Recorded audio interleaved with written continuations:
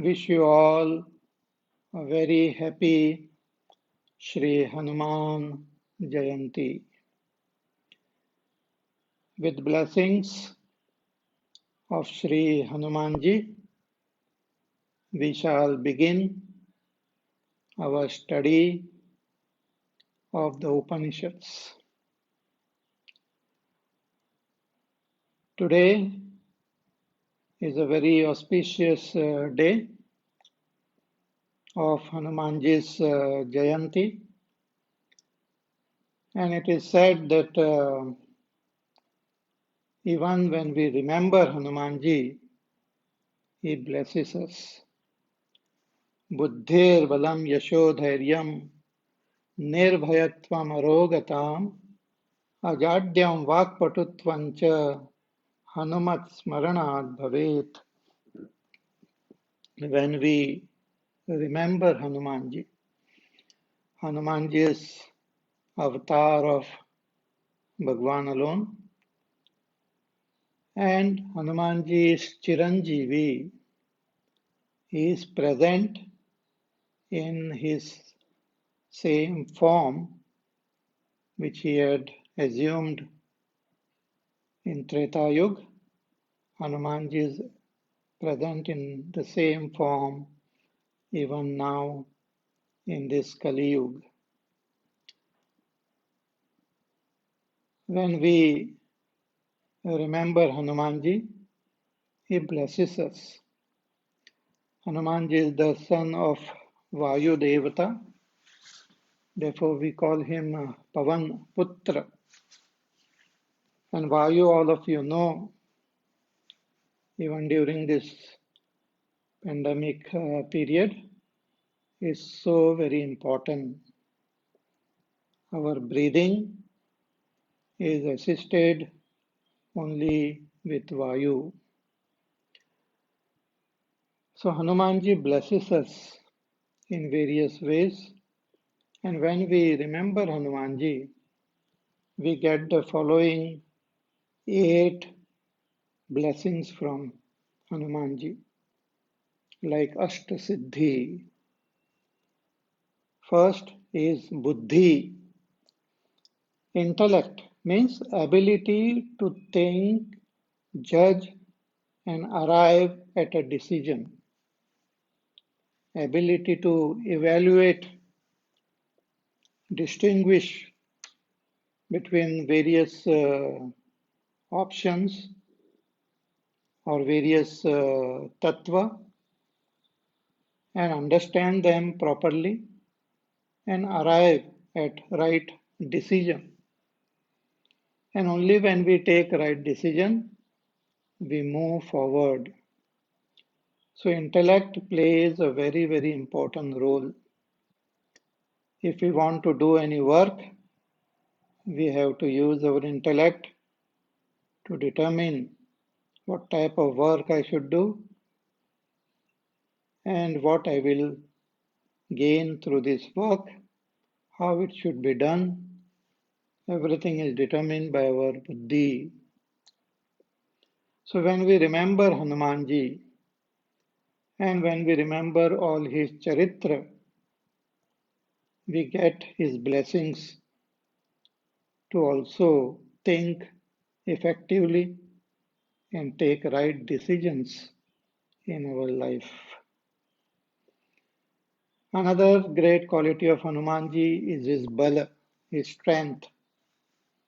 All of you have heard the story of Hanumanji's strength, how he lifted even a huge mountain and flew all the way from the Himalayas to Sri Lanka to give that Sanjeevani medicine to Lakshmana, who was injured in the battlefield. Great power, great strength is there in Hanumanji.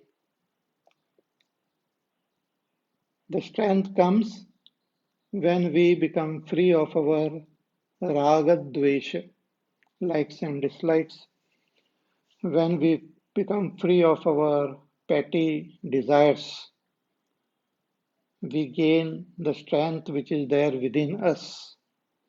All of us, we have great potential, we have great strength, which has to be harnessed.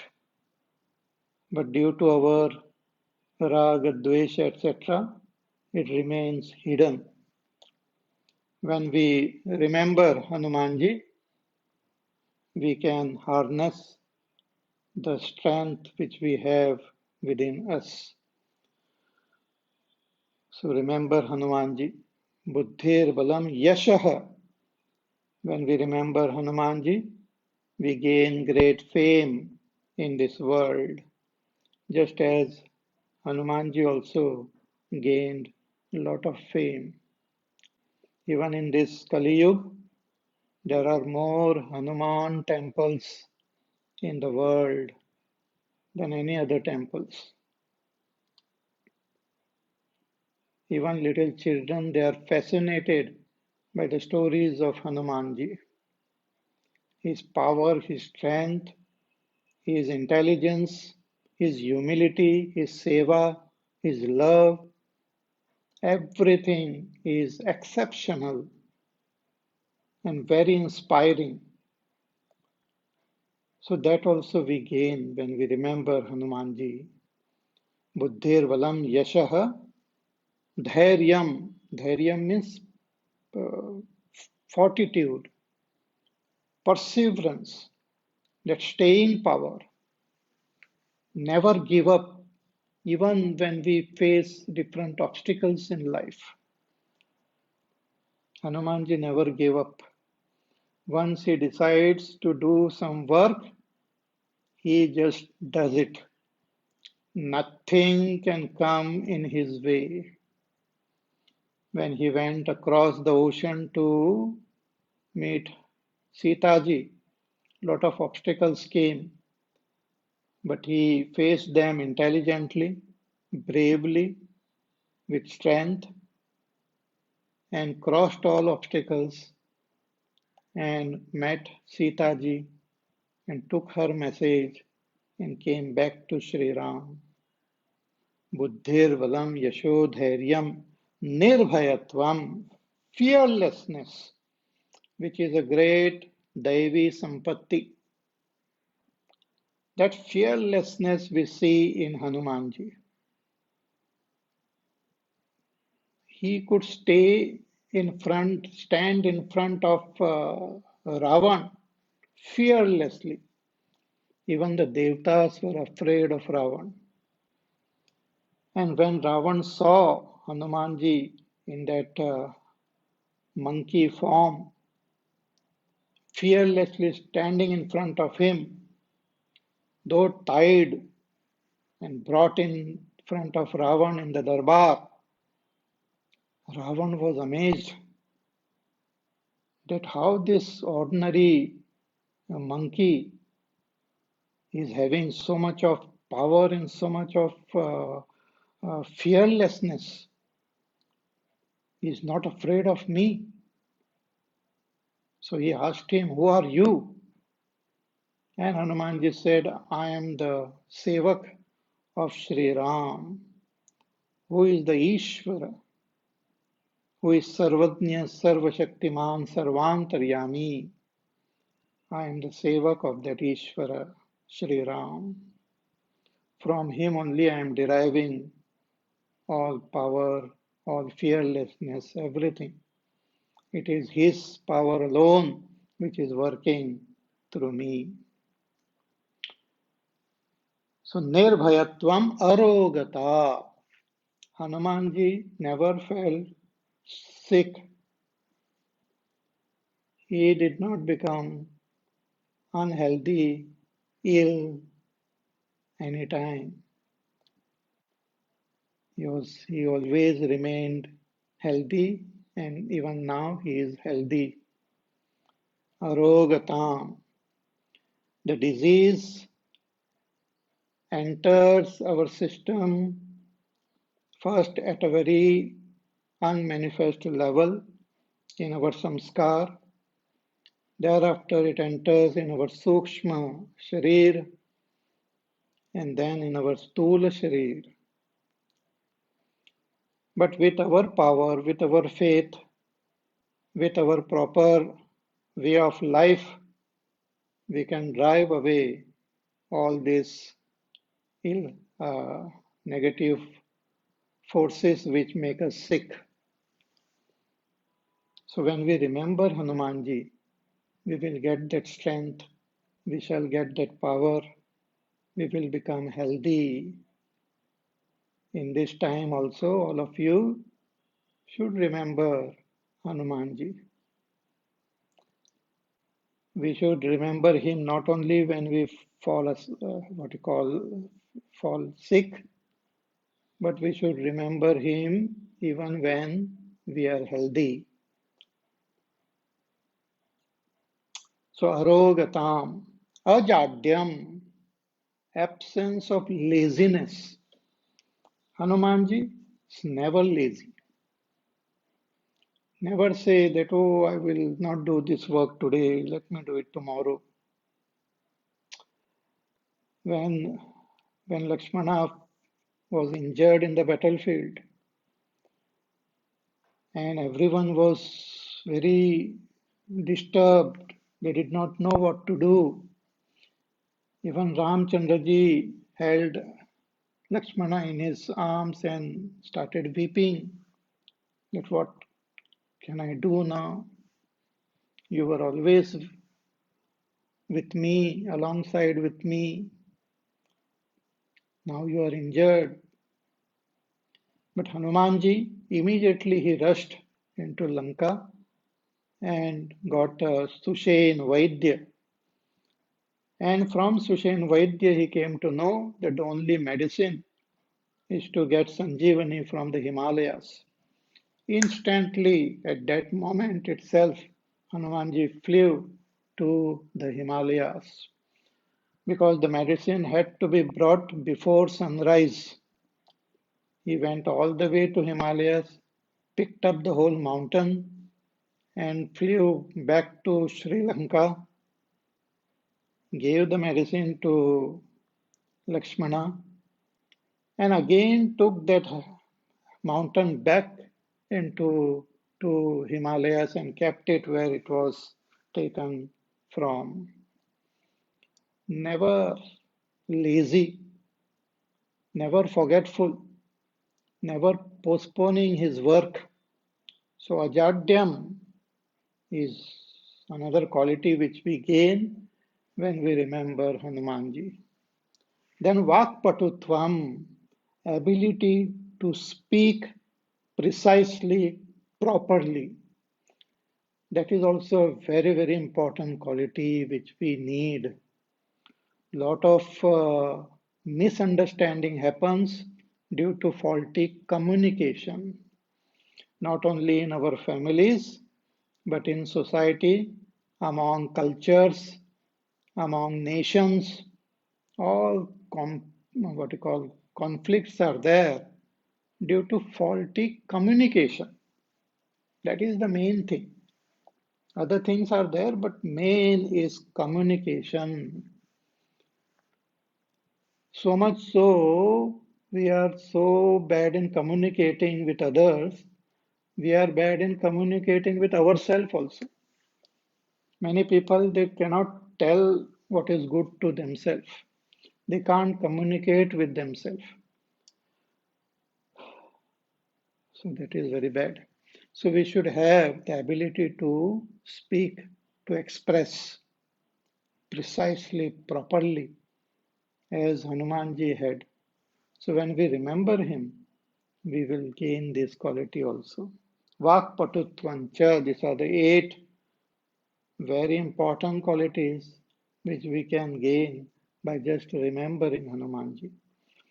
We should remember him not only on Hanuman Jayanti, but we should remember Hanumanji regularly, every day, regularly. Because these qualities and his blessings are required at all times. So today we are very fortunate that on this auspicious Hanuman Jayanti, we are beginning this Upanishad Jnana Yajna. Hanumanji is the avatar of Shiva Bhagwan, Lord Shiva. And Shiva is the Adi Guru. Hanumanji is also Guru Rupa. जय जय जय हनुमान गुसाई कृपा करहु गुरुदेव की नाही. Hanumanji is the Gurudev. He is the Jagat Guru. In the present time, Hanumanji is there always. If we have any doubt, any problem, anything, we can just ask, and Hanumanji will guide us, help us. There is no work which is impossible for Hanumanji. Nothing is impossible for him. So we remember him today, but we will also remember him at all times and every day. And he is our guide, and he is our support, and he is our Adhisthana Devata during this Upanishad Jnana Yajna.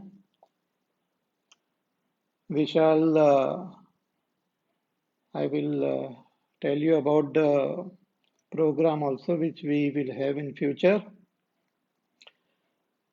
We will not only study this Upanishad, we shall study Upanishad for during the week, 4 days in a week, and 1 day we will spend in prayer and meditation. Mondays and Tuesdays we will have Upanishad classes. On Wednesday we shall have prayers and meditation. And during these prayers and meditation, we shall also chant Sundarkand. Sundarkand is the most fascinating, most beautiful portion of Ramayana, wherein the Charitra of Hanumanji is presented. It is said that if we just chant Sundarkand, we will be blessed always by Hanumanji. So on Wednesday, same time, 12 to 1, we will have prayer and meditation session in which we will chant regularly Sundarkand and also other stotras, mantras. So I will let you know exactly how we will go about. But that will be our program on Wednesday. And Thursdays and Fridays again, we shall continue with our Upanishad classes. And Saturday, Sunday, we will have chutti for you to contemplate and read your notes or take what you call revise, listen to the videos again. Because some of you mentioned that you need some more time to go over the videos again, take down notes, contemplate, think, and also all of you have your own household duties. So we will have 4 days Upanishad classes, 1 day prayer and meditation session, 2 days chutti. But in those 2 days, I will give you some questions based on the portion of Upanishad which we study in that week. So you have to answer those questions also. So in this way, we shall study the Upanishads. Okay, okay. So let us begin. Let me introduce the Upanishads before we begin the Ishavasya Upanishad. The Upanishads are found or a portion of the Vedas. We have the four Vedas, Rig Veda, Yajurveda, Samaveda, and Atharva Veda. And in the Vedas are found lots of Upanishads, generally in the end portion of the Vedas, but they are also found in the beginning and in the middle portion of the Vedas. For example, this Ishavasya Upanishad is found in the beginning portion of the Vedas. What are these Vedas? Vedas are Vedas gives the knowledge. Veda means knowledge. Veda gives the knowledge of dharma and of Brahma. Dharma means our karma. What type of karma we should do? What are our duties? What we will gain through karma? If we want to gain a particular result, what type of karma we should do? If we want to gain something even after our death, if we want to attain some loka, what type of karma we should do? All this knowledge of karma, that is dharma, is revealed in the Vedas. And the Vedas also reveal the knowledge of Brahma. Brahma is our own self, that Atma. Vedas reveal the knowledge of Atma, Atma Vidya. Atma Vidya itself is called Brahma Vidya.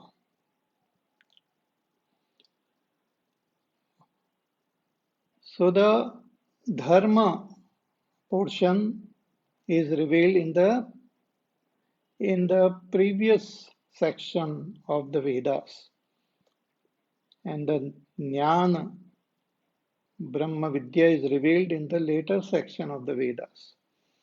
So Vedas are broadly classified into four portions. The first previous portion of the Vedas are called the mantra or the samhita. Mantras or samhita. Then comes the portion called Brahmana. Then there are Aranyaka. And then there are Upanishads. So mantra, Brahmana, Aranyaka, and Upanishads. Mantras, they generally are hymns in praise of the devatas, and in praise of nature.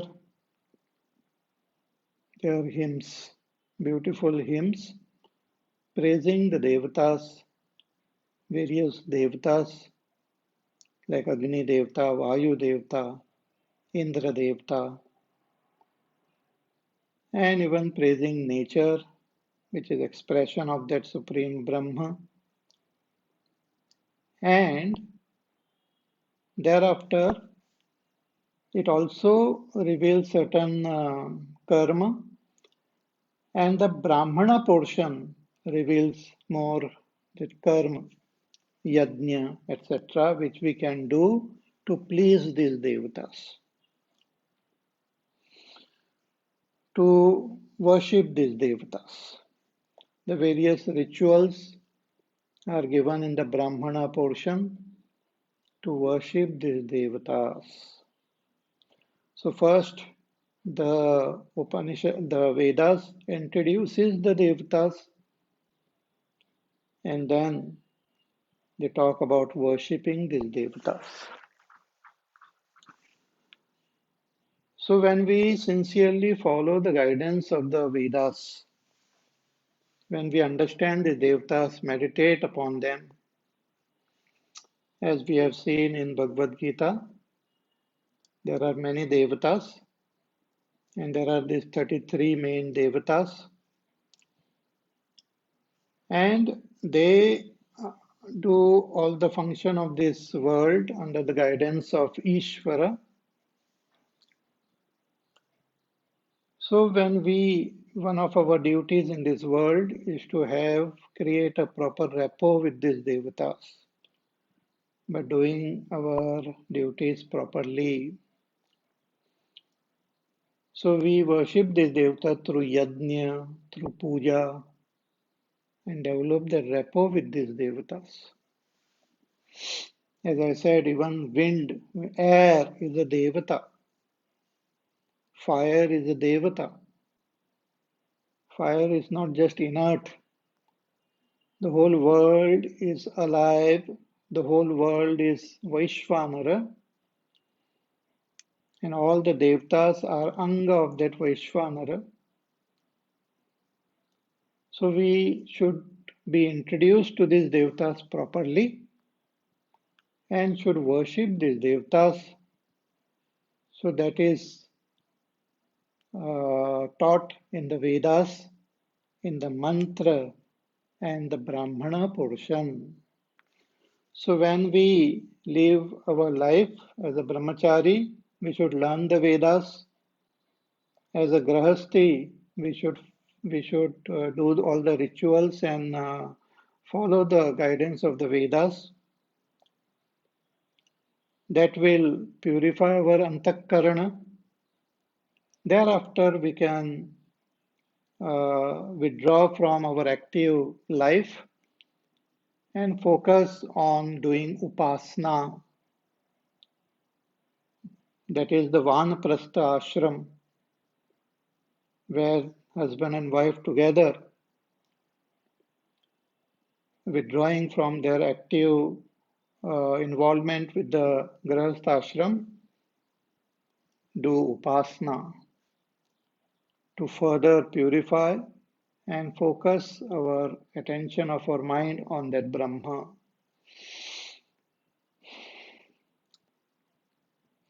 So those upasanas are explained in the Aranyaka portion of the Vedas. Aranyaka. So by following the mantra portion, we develop the understanding of the devatas and develop that love for them.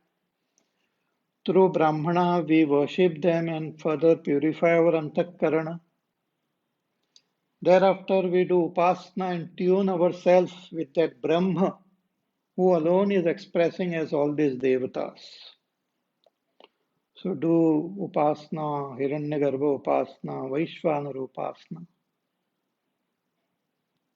And then we drop all karmas, we drop all upasanas, and just meditate on that Brahma and gain enlightenment. That is sannyas, means dropping all other agenda and pursuing the path of gaining enlightenment. And how one can gain enlightenment? By gaining knowledge of that Brahma.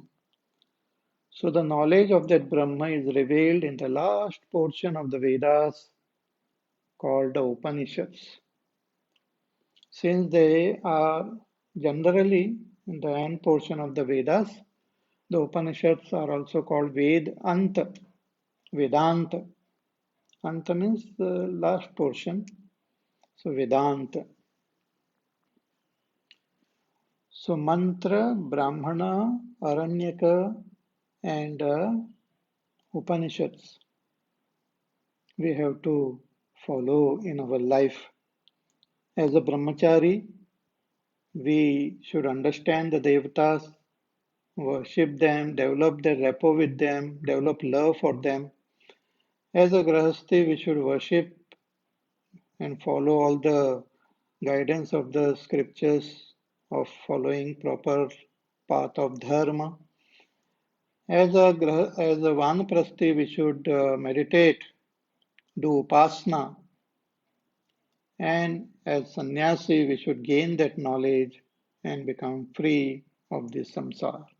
So the entire path, the entire journey of our life, the guidance for our journey is given in the Vedas.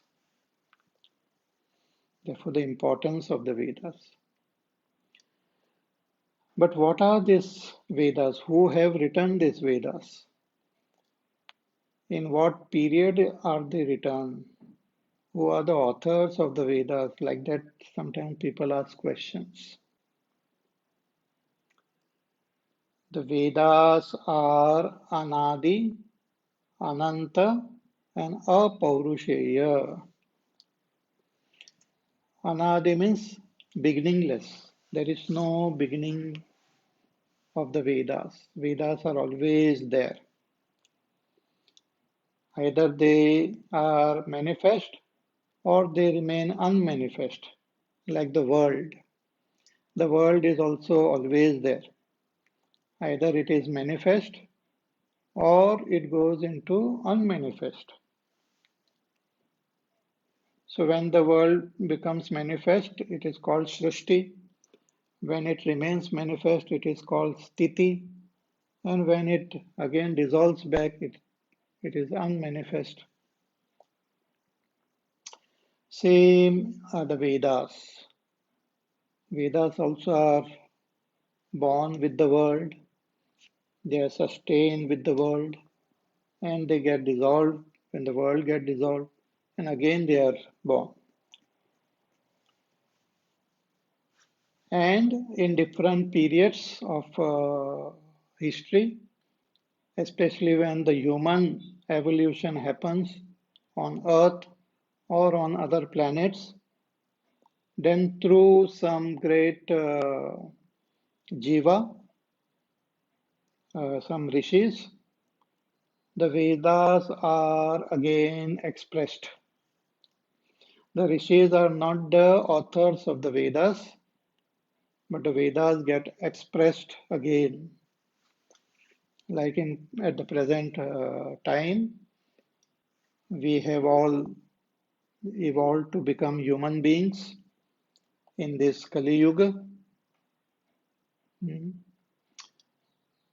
So in this Yuga also, and in the previous Yuga also, great masters, they were born. Some of them were born with the knowledge of the Vedas, and some got the blessings of the Devata, of Ishvara. Through his blessing, the knowledge was revealed to them. But they are not the authors, they are the drashta, the seers of the mantras of the Vedas. So Vedas are Anadi, Ananta. Ananta means infinite, and Apaurusheya. They have no human author. See, many people, they think that somebody must have written the Vedas. Somebody must have composed the Vedas. And that is what generally people talk about them. They give the name of some Rishi Munis, something. And usually these Western scholars, they just want to do research and they keep arriving at different time period. Some say Vedas were written some 15,000 years ago.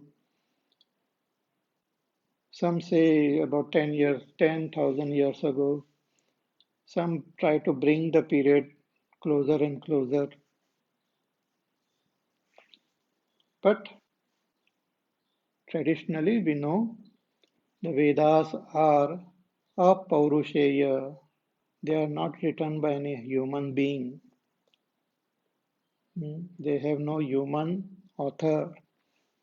See, if I ask you who wrote Ramayana, now, Sanskrit, you will say, oh, Valmiki wrote Ramayana. So we know the author, though we what you call it is the Ramayana is available, and the knowledge that Valmiki wrote that Ramayana is also available. Similarly, when we talk about Mahabharata, we know that Vedavyasji wrote Mahabharata. Mahabharata itself was written about 5,000 years ago, when that during this Kaurava period, and Ramayana was much the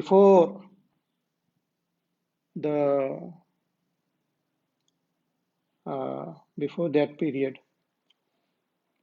So Ramayana was written many years ago, when Sri Ram was born, when Bhagwan took avatar as Sri Ram. But even in the Ramayana, it is mentioned that the Vedas are Anadi, Ananta, Apaurushaya.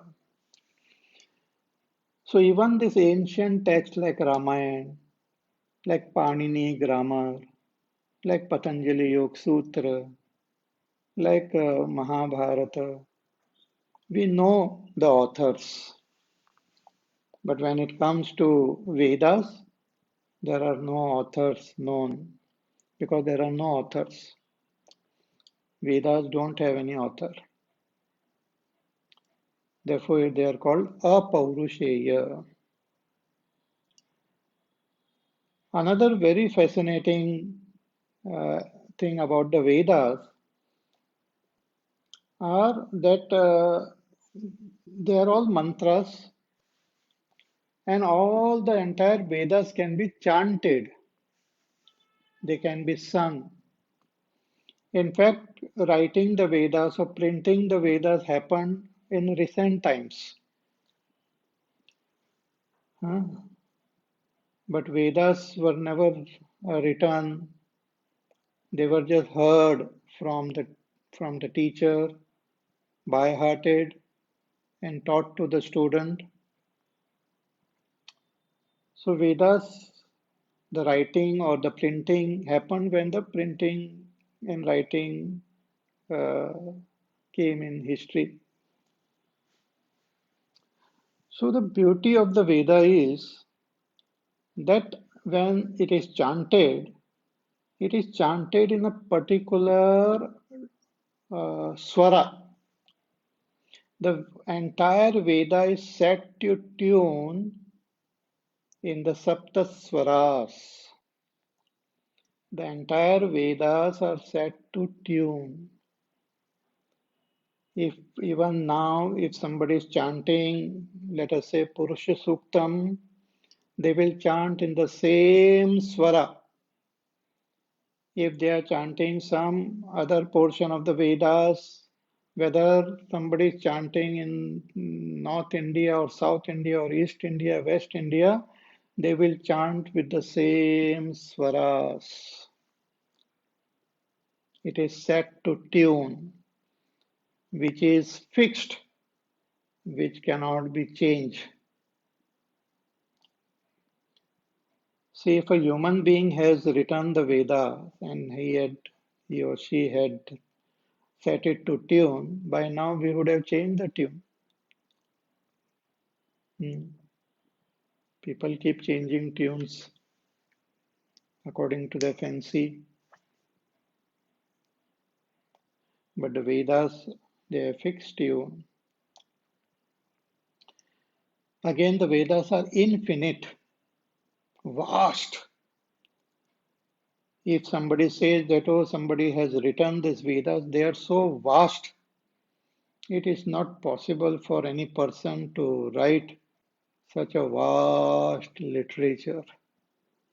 It is humanly impossible. There are some people who say, no, no, Vedas are written by different authors in different times. They talk about periods also, that in the beginning they wrote, some authors, they wrote mantra. Thereafter, the human intelligence developed, they started writing the Brahmana portion. Thereafter, they became more intelligent. Some of them started writing Aranyaka. And later on, they got more evolved and they started writing Upanishads. But that is not a right way of understanding. It is wrong. If we say that many authors have written the Vedas, anything which is written by many people will not have consistency, will not have oneness in their approach. They will differ in their views.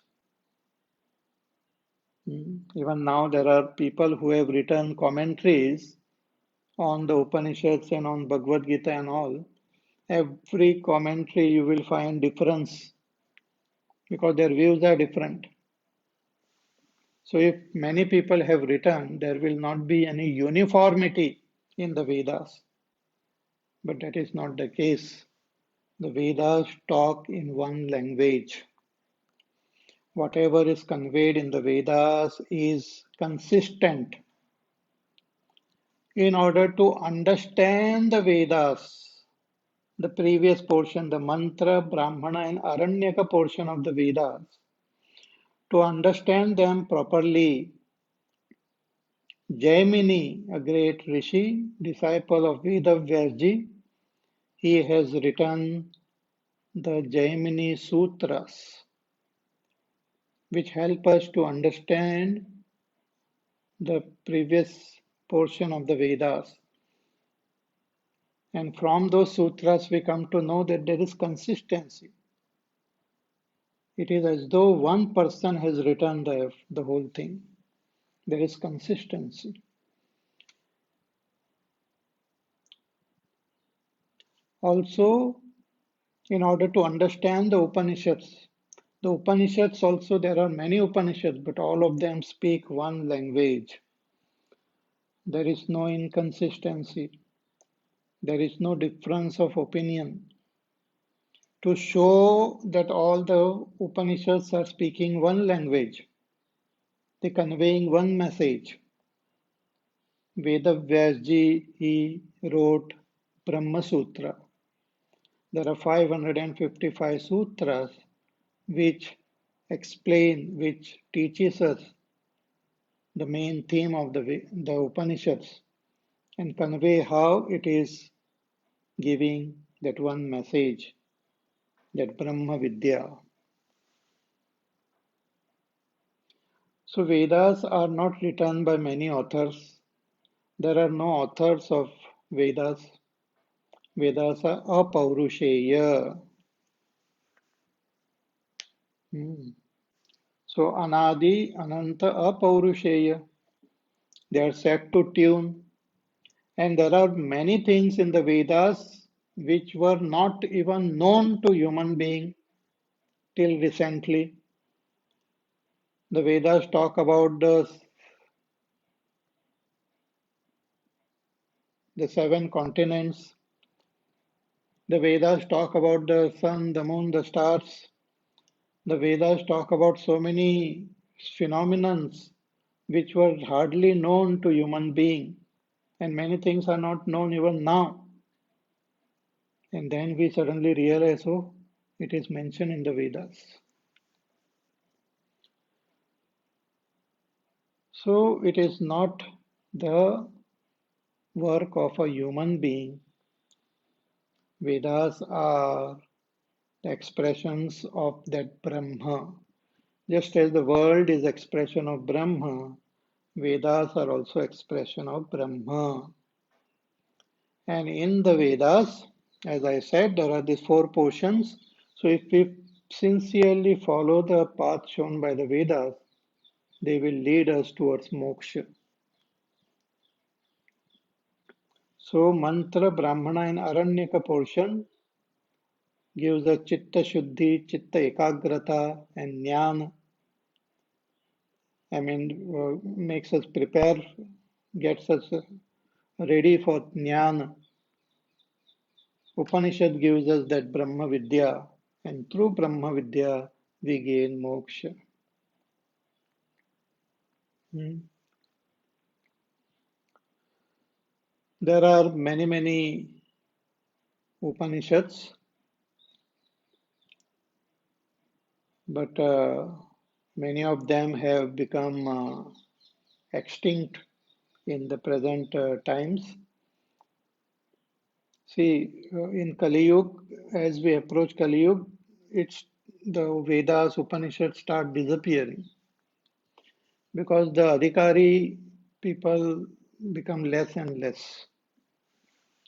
A lot of people will get converted, will have different types of views, opinions, crazy ideas, lose faith, lose that sincerity, will not have that ability to think and understand. So as we approach Kali Yuga, lot of things will get extinct. And in Ghor Kali Yuga, the whole Vedas will disappear for some time. And then again with Satya Yuga, again it will get manifest. So this goes on. This has happened many times in the past, and it will happen in future also. But all of us are lucky to be born in this period when the Vedas are available, the Upanishads are available, and those who have faith in the Vedas are available. Those who are from this tradition are still available, the Sampradaya. And the most greatest blessing is that we have Adi Shankaracharya's Bhashya available on the Vedas, on the Upanishads, the 10 main Upanishads, on Brahma Sutras, and on Bhagavad Gita. We have already seen the beauty of Bhagwan Shankaracharya's Bhashya while studying Bhagavad Gita. And now we will see the beauty of his Bhashya while studying the Upanishads. His Bhashyas also are like the Vedas, free from inconsistencies. See, as I said, Hanumanji is the avatar of Lord Shiva. Shankaracharya is also an avatar of Lord Shiva. So what he spoke and what he has written is infallible, means there are no mistakes. There are no mistakes in Adi Shankaracharya's writings. There are no inconsistencies. But one has to have total dedication and total surrender to Bhagwan Shankaracharya's Bhashya. Because lot of misunderstandings are also there. People have written so many things, contradictory things. So one should not get confused by all those other writings and focus our attention on Shankar Bhashya in order to understand this Prasthantrayi, the Upanishads, Bhagavad Gita, and Brahma Sutra.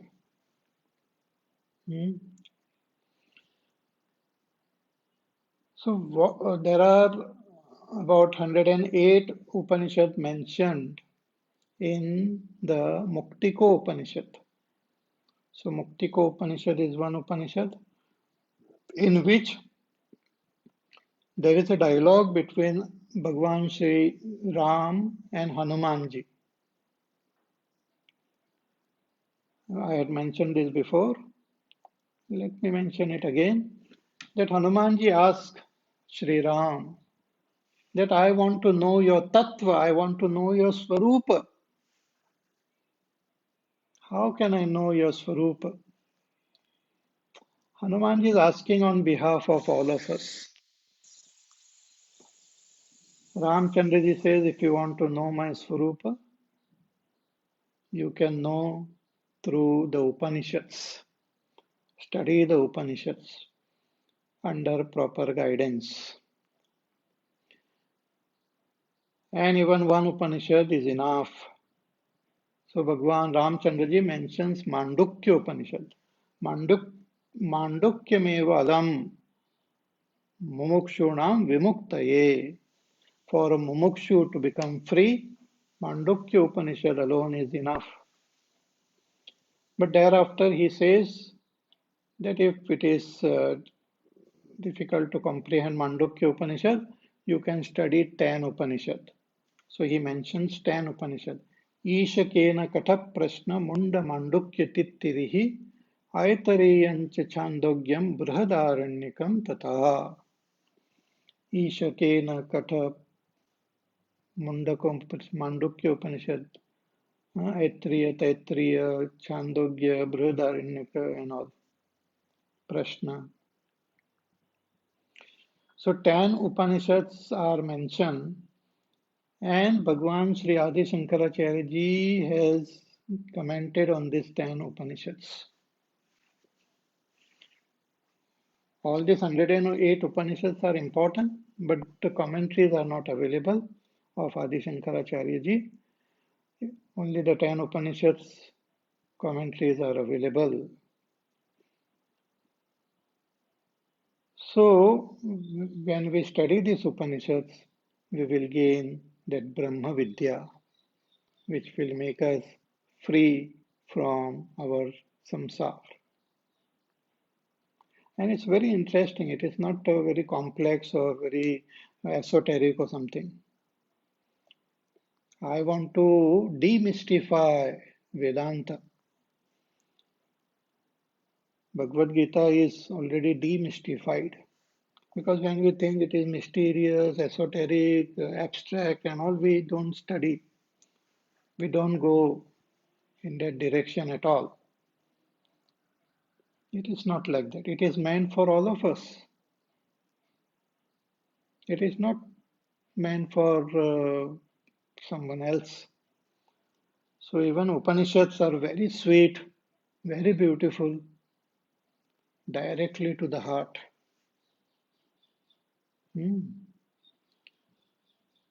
So we shall study Ishavasya Upanishad. It's a very short and sweet Upanishad. It is found in the Shukla Yajurved. Yajurved has got two portions, Shukla Yajurved and Krishna Yajurved. So Ishavasya is there in Shukla Yajurved. And in the beginning portion, means in the mantra bhaga, as I said, mantra, brahmana, aranyaka and Upanishad. But sometimes these Upanishads are also found in the mantra portion or in the brahmana portion or in the aranyaka portion. Like we have Brihad Aranyaka Upanishad. It is in the Aranyaka portion.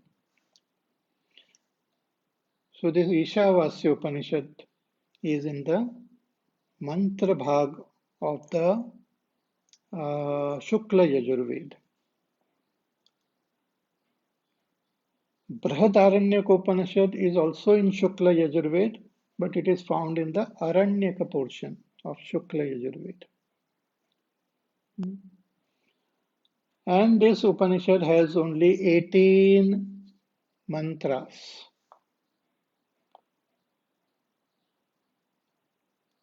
In the beginning, the Upanishad gives the highest knowledge of that Brahma.